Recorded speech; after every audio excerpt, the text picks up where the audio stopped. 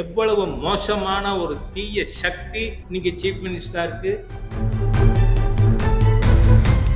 நேத்திக்கு 3 வயது குழந்தை பாலியல் வன்கொடுமைக்கு ஆளாக்கப்பட்டு பிச்சு வீசப்பட்டிருக்கு குழந்தைகள்.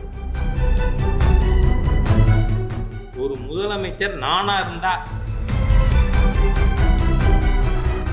Satyabama Institute of Science and Technology, Chennai and Sri Perumbudur. யார் அவர்? யாரு?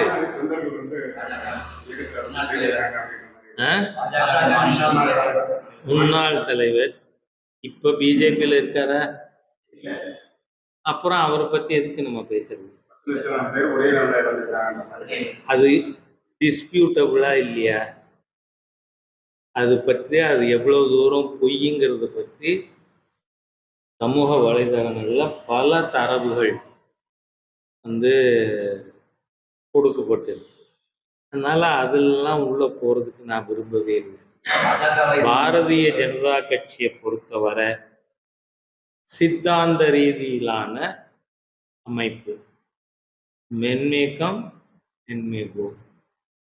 தனிநபர்கள் வரலாம், தனிநபர்கள் அவங்க இஷ்டத்துக்கு போகலாம். எந்த சித்தாந்தத்துக்காக வெளில போயிருக்காரு? பாரதிய ஜனதா கட்சி ஒரு சித்தாந்தத்திற்காக.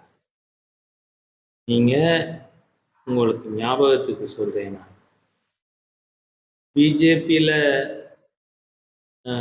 ஆதி காலத்துல டாக்டர் பல்ராஜ் மத்தோ ஜனசங்கத்துக்கு முன்னாடி தலைவராக. நீங்க இடைப்பட்ட காலத்துல இந்த வகேலாவா மாறிட்டாண்டா அப்படிங்கிற ஒரு ஃப்ரேஸ் பார்த்துருக்குமா? சங்கர் சிங் வகேலா. கட்சிக்கே துரோகம் பண்ணி யாராவது வெளியில போனா அவருக்கு என்ன பேர் சொல்றோம்? சங்கர் சிங் வகேலா. அதுக்கப்புறம் பல துரோகிகள் வந்திருக்கலாம், போயிருக்கலாம். ஆனா வகேலா அப்படிங்கிறது நமக்கு ஒரு முத்திரை குத்தப்பட்ட பேரா. அந்த மாதிரி திரு கல்யாண் சிங் அவர்களை விட கட்சிக்கு செஞ்சவர் உண்டா சித்தாந்தத்துக்கு? ஆனா அவர் வெளியில போனாலும் திருப்பி வந்தார். யாராலும் இதுவரை காங்கிரஸ் கட்சியிலிருந்து வெளியேறி பெரிய மனுஷன் ஆனவங்க உண்டு. ஆனால் பாரதிய ஜனதா கட்சியிலிருந்து வெளியில போய் பிரகாசித்தவர்கள் என்று ஒருவர் கூட கிடையாது. அதனால நீங்க கேட்ட நபர் பிஜேபியில இல்லை. அதனால அவரை பத்தி பேசி அனாவசியமா நம்ம நேரத்தை வீணடிக்காம இருக்கிறது நல்லது. தமிழ்நாடு தலைவரா கிருபாநிதி கூட இருந்தார். சரி, பிஜேபியில இப்போ டாக்டர் சந்திரபோஸ் 93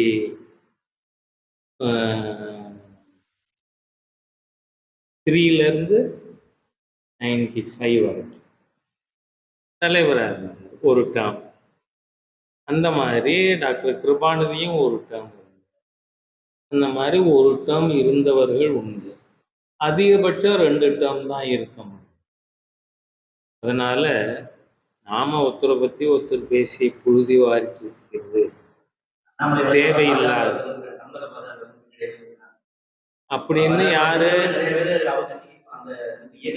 நான் என்ன சொல்றேன், இப்ப காலையில ஈரோட்டை சேர்ந்த முன்னாள் மாவட்ட தலைவர் சுப்பிரமணியம் அவர்கள், நிர்வாகிகள் எல்லாம் இப்போ உங்களை அனுப்பிச்சு கொடுத்துட்டு தான் உங்களெல்லாம் சந்திக்கிறதுக்கு.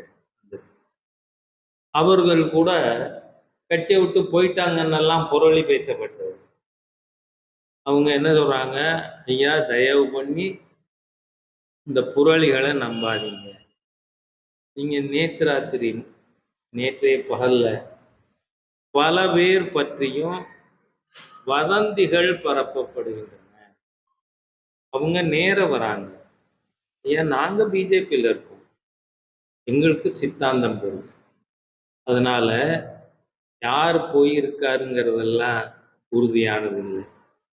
ஒரு தவறான கற்பனை மக்களுக்கு என்ன கொடுக்கப்பட்டிருக்கு, நீ அதுலயும் இருக்கலாம் இதுலயும் இருக்கலாம் அப்படின்னு பேசி அவர்கள் புதிய அமைப்புக்கு பாரதிய ஜனதா கட்சியில் இருப்பவர்கள் அழைக்கப்படுகிறார்கள் அப்படின்னு சொல்றாங்க. அத பல பேர் இப்போ இன்னைக்கு ஈரோட்லேருந்து வந்தவங்கெல்லாம் வந்து எங்க பேரை தவறா ப்ரெஸ்ஸுக்கு கொடுத்துருக்காங்க, நாங்க நேரா உங்களை வந்து பார்த்து நாங்க பிஜேபியில் தான் இருக்கோங்கிறத சொல்றதுக்காக. அதனால ஒரு நிலையற்ற நிச்சயமாக இன்னார் தான் எங்கிட்ட இருக்காருன்னு சொல்ல முடியாத அளவிற்கு உள்ள நபர்கள் கட்சியை விட்டு போயிட்டதா அவர்களை சொல்லியிருக்காங்க. அதனால ஒரு சில நாள்ல தட் வில் கிறிஸ்டலைஸ், இன்னார் இருக்கார் இன்னார் போயிருக்கார். அதனால நாம கட்சியிலே இல்லாதவரை பற்றி அனாவசியமா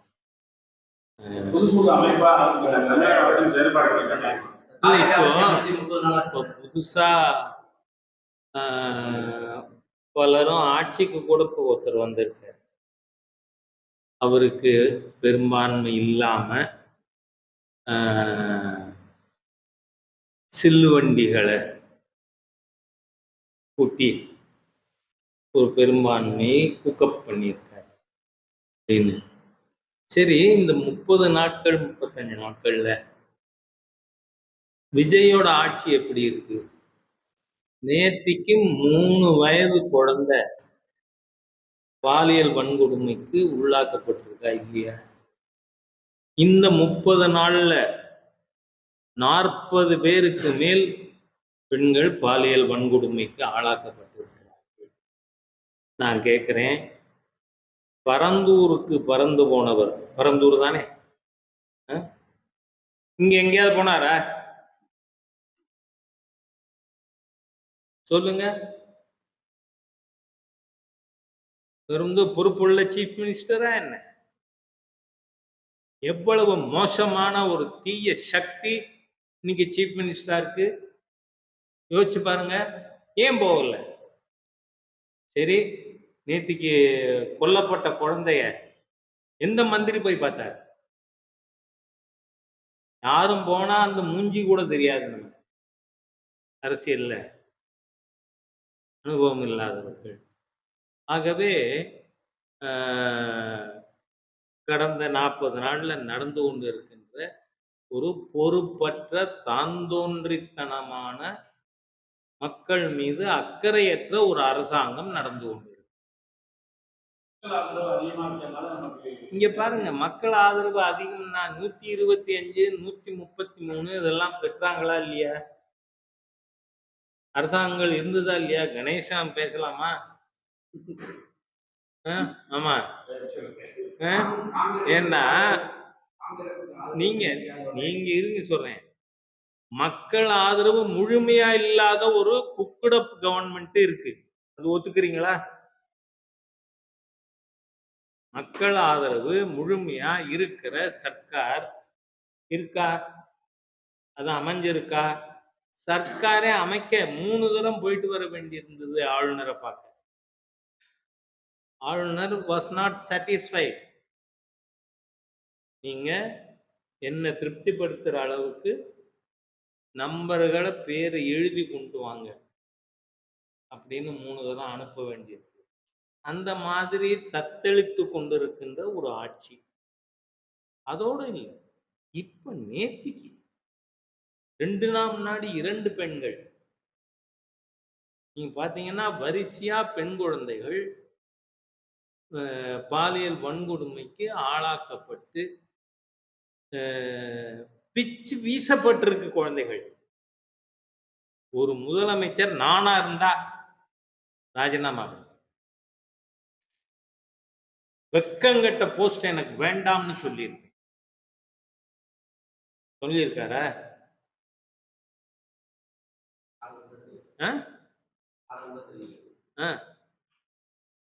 அதனால நீங்க தமிழ்நாட்டுக்கு ஒரு துரதிருஷ்டம். இப்படி ஒரு சர்க்கார் அமைஞ்சிருக்கு. இத பத்தி யாரும் கவலைப்பட வேண்டாம். Satyabama Institute of Science and Technology. Chennai and Sri Perumbadur.